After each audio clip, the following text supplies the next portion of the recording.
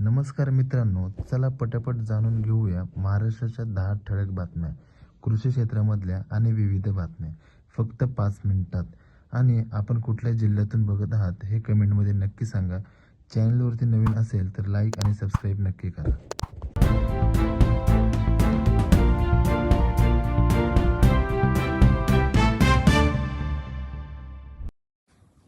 इंडिगोकडून प्रवाशांना 22 कोटी रुपयांची भरपाई, नागरी उड्डाण मंत्रालयाची राज्यसभेत माहिती.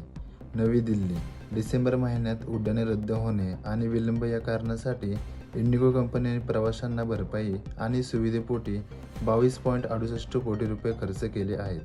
नागरी उड्डाण मंत्रालयाने राज्यसभेत दिलेल्या माहितीप्रमाणे डिसेंबरमध्ये देशातील विविध विमान कंपन्यांनी मोबदल्यावर एकूण 24 कोटी रुपये खर्च केले आहेत. सिंधुदुर्ग जिल्ह्यात काजू हंगामाला प्रारंभ. अनेक संकटावर मात करीत सिंधुदुर्गात या वर्षीच्या काजू हंगामाला प्रारंभ झाला आहे. बांदा बाजारपेठेत काजू बी खरेदीला सुरुवात झाली असून प्रति किलो 170 ते 180 रुपये दर मिळत आहे. महिनाभर विलंबाने हंगाम सुरू असल्याने पालवी काजू हंगामाला काजू उत्पादक मुकण्याची शक्यता आहे. यावर्षी 8 नोव्हेंबरपर्यंत पाऊस लांबला.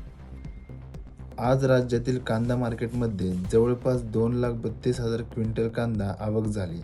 यामध्ये लाल कांद्याला सोलापूर मार्केटमध्ये सरासरी 800 रुपये तर लासलगाव विंचूर मार्केटमध्ये 1100 रुपयांपर्यंत दर मिळाला. त्याचबरोबर नागपूर मार्केटमध्ये 1725 रुपये, जळगाव मार्केटमध्ये 862 रुपये, मनमाड मार्केटमध्ये 1000 रुपये, देवळा मार्केटमध्ये 1050 रुपये तर पारनेर मार्केटमध्ये 1200 रुपये दर मिळाला. निर्यातक्षम केळीला खानदेशात कमाल 2200 रुपये दर.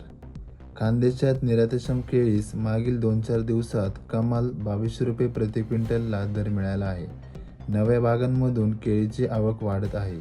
स्थानिक किंवा देशांतर्गत बाजार पाठवणीच्या केळीस 1400 ते 1600 रुपये प्रति क्विंटलवर स्थिर आहे. सध्या प्रतिदिन 42 ते 45 ट्रक, एक ट्रक 16 टन क्षमता केळीची आवक होत आहे. PM किसान योजनेत शेतकऱ्यांना मदत करण्यात येते. रक्कम DBT अंतर्गत थेट लाभार्थ्यांच्या खात्यात जमा करण्यात येते. पंतप्रधान किसान सन्मान निधी योजना शेतकऱ्यांमध्ये लोकप्रिय आहे. ही योजना केंद्र सरकार चालवते. ऊस दरावरून आंदोलन पेटलं. पंढरपुरात शेतकरी उतरले थेट कारखान्याच्या गव्हाणीत. कारखाना पाडला बंद. सोलापूर जिल्ह्यात ऊस दराच्या मुद्द्यावरून चांगलंच वातावरण गरम झाल्याचं चित्र पाहायला मिळत आहे. ऊस दरावरून स्वाभिमानी शेतकरी संघटना आक्रमक झाली आहे. कुंभमेळ्याच्या पार्श्वभूमीवर नाशिक शहराच्या परिघात सिंहस्थ परिक्रमा मार्ग अर्थात बाह्य रिंग रोड प्रस्तावित असून तो मार्च 2027 पर्यंत उभारायचे ध्येय निश्चित करण्यात आले आहे. मात्र त्यासाठी वेळेत भूसंपादन होणे आवश्यक असताना फेब्रुवारी उजाडूनही केवळ 20% जमीन खरेदीने देण्यास शेतकऱ्यांनी संमती दिली आहे. जमिनीच्या NA अटीनंतर आता सनदची अटी रद्द. बाजार मूल्यानुसार प्रीमियमचे दर निश्चित. रेडी रेकनरच्या दरावर प्रीमियमचे दर निश्चित करण्यात आल्याने त्याचा फायदा कोट्यवधी नागरिकांना मिळणार. लोकसभेत 8 खासदारांचे निलंबन. महाराष्ट्रातील खासदारांची समावेश अध्यक्षांच्या दिशेने कागदपत्रे भिरकावल्याचा आरोप. नवी दिल्ली. काँग्रेस खासदार तसेच विरोधी पक्षनेते राहुल गांधी यांनी मंगळवारी लोकसभेत माजी लष्करप्रमुख मनोज नरवणे यांच्या अप्रकाशित पुस्तकातील उल्लेख केल्यावरून तसेच अमेरिकेबरोबर भारताने व्यापार करार केल्यावरून पुन्हा संसदेत मोठा गदारोळ झाला आहे.